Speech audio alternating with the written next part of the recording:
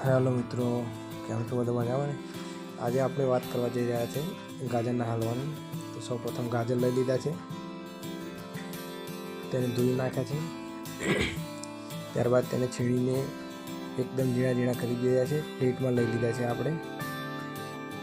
આજે આપણે ગાજરનો હલવો બનાવવાનો છે. તો સૌપ્રથમ આપણે ગેસ સ્ટવ ચાલુ કરીશું, પછી એના ઉપર તપેલી મૂકીશું, થોડું ઘી નાખીશું. ઘી ના ઉકળે ત્યાં સુધી એને હલાવવાનું છે. ઘી ઉકળી ગયું છે. હવે છીણેલું જે ગાજર હતું એ હવે તપેલીમાં નાખવાનું છે અને એને ઉલટ સુલટ કરવાનું છે 5-7 મિનિટ સુધી, જ્યાં સુધી તેનો કલર ના ચેન્જ થાય ત્યાં સુધી. એકદમ ધીમા શેકે એને ઉલટ સુલટ કરવાનું છે. ઉલટ સુલટ કર્યા બાદ 2 મિનિટ સુધી રહેવા દેવાનું છે, 5 મિનિટ સુધી. ત્યારબાદ ગેસ થોડો ફૂલ કરવાનો છે. એના બાદ આપણે એમાં દૂધનું મિશ્રણ કરીશું. થોડું દૂધ નાખી દઈએ. આપણે મલાઈ વળેલી છે એટલે મલાઈ પડશે અંદર. થોડું દૂધ નાખીએ. હવે જે ઘાસની છીણ હતી એના સમકક્ષ આપણે થોડું દૂધ ઉમેરવાનું છે. દૂધ ઉમેર્યા પછી એને થોડી વાર હલાવવાનું છે, 5-7 મિનિટ સુધી. 5-7 મિનિટ સુધી હલાવ્યા રાખવાનું છે. કમ્પ્લીટ મિક્સ થઈ જવું જોઈએ, જ્યાં મુજબનો કલર થશે.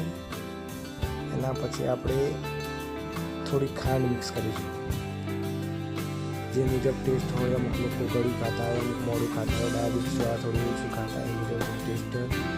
સુગર એડ કરીશું. સુગર એડ કરીને થોડું ગેસ ફૂલ કરીશું. જ્યાં સુધી દૂધ ના બળે ત્યાં સુધી ચાલુ રાખવાનું છે.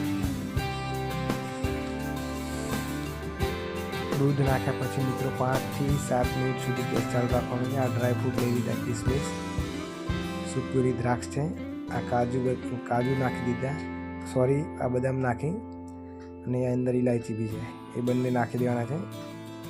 આમ આપણી પ્રોસેસ ચાલુ જ રાખવાની છે. 5-7 મિનિટ સુધી હલાવવાનું છે. એકદમ ધીમા શેકે ચડવવાનું છે હલવો. ત્યારબાદ આ દૂધ બળી ના જાય ત્યાં સુધી આપણે એનું ધ્યાન રાખવાનું છે. નીચે ના ચોંટી જાય તો પહેલાંમાં એ બી ધ્યાન રાખવાનું છે. પછી એકદમ આવો કલર પકડી જશે. 5-7 મિનિટ પછી દૂધ બળી જશે એટલે આપણો હલવો તૈયાર થઈ જશે. એટલે આપણો હલવો તૈયાર થઈ જાય છે મિત્રો. તમે જોઈ શકો છો હલવાનો કલર બી આવી ગયો છે મિત્રો. આ હતી ગાજર બનાવવાની રેસીપી. થેન્ક યુ, ધન્યવાદ.